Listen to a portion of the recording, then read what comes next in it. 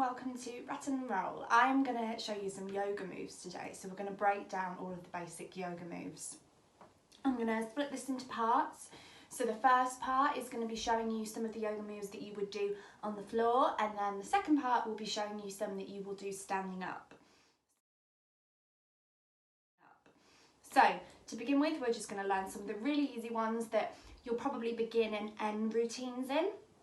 So the first one we're going to learn is hero pose. Hero pose is really simple. It's literally just sat on your knees with your arms out in front of you and your back straight behind you. And that is hero pose. This pose is just really easy as a bit of a resting pose, and we often use it for transitioning from one pose to another. Okay, so the next one we're going to learn is resting pose. Resting pose is a lot of my students' favourite pose, and it's literally just lying flat on your back as if you were about to go to sleep, and that is resting pose.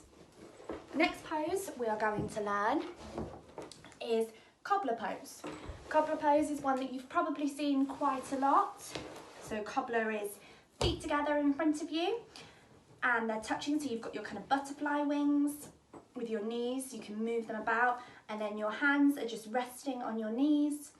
A lot of the time people use this in yoga for meditation, or again we will use this just as a kind of pose to get our breathing nice and steady, or a transition pose again from one move to another.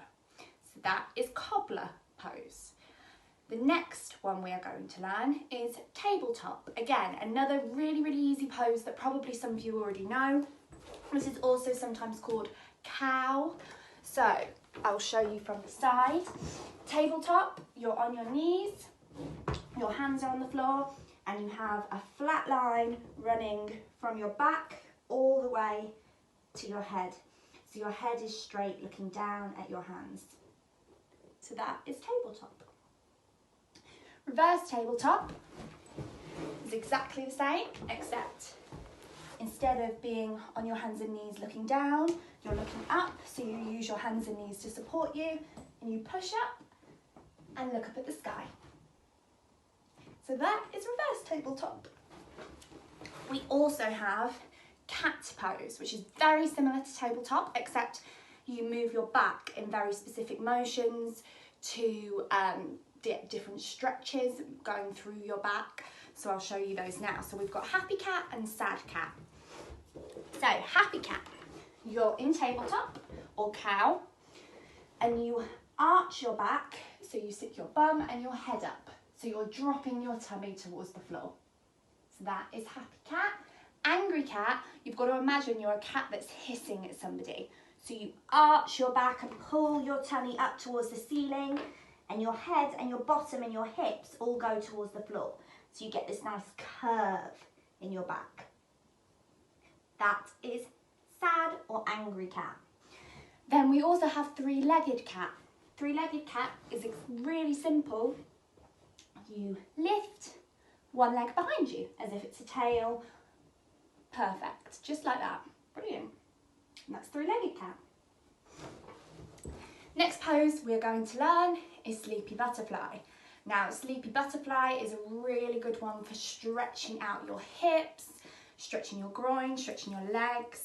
It's often a pose that we use towards the end of a yoga routine when you're beginning to kind of wind down and you just need to stretch out all of your muscles. So for this pose, you will have your feet together just as we did in cobbler, and you've got your butterfly wings here with your knees, and you're going to lie back, keep your feet in that position, and your arms go out to the side.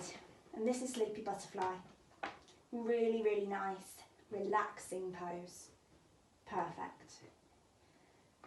Lovely. Okay, and then finally, another really good one that we're going to learn is happy baby. Happy baby is really easy.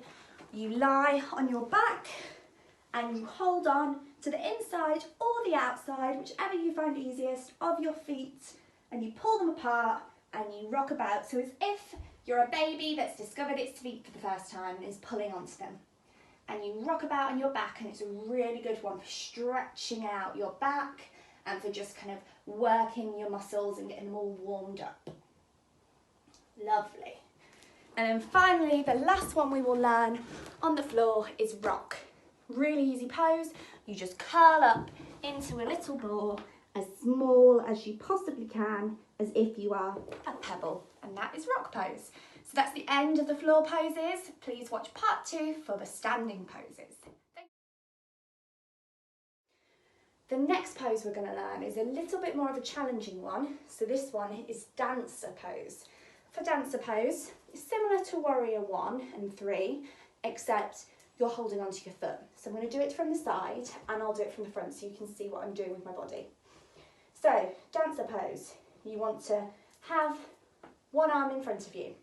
Whichever leg you feel strongest on. So I'm going to do it on my left leg, I'm going to pick up my right leg. So you want to have your left arm, the same arm as your leg, out in front of you. Sometimes the best way to get into this position and learn what you're doing with your body is to practice against a wall, or if you've got a partner, hold on to each other's shoulders and face each other, and then you can support each other.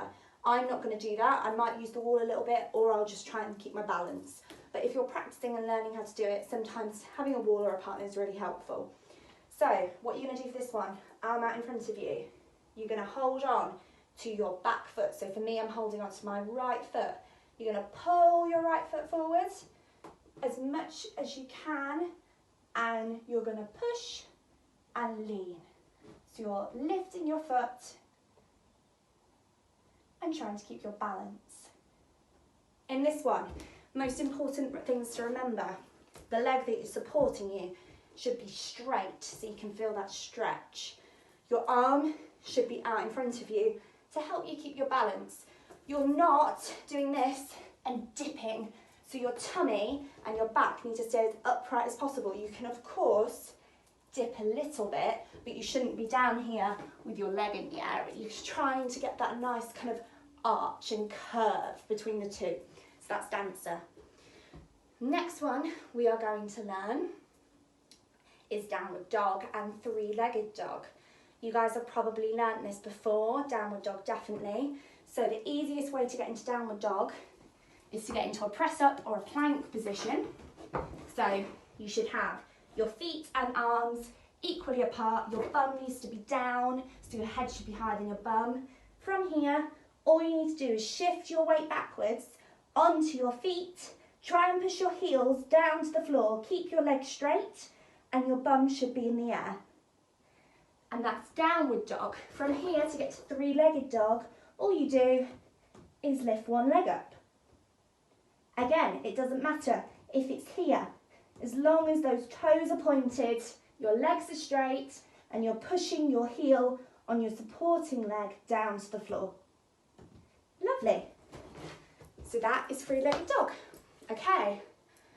The next one we are going to learn is standing staff pose.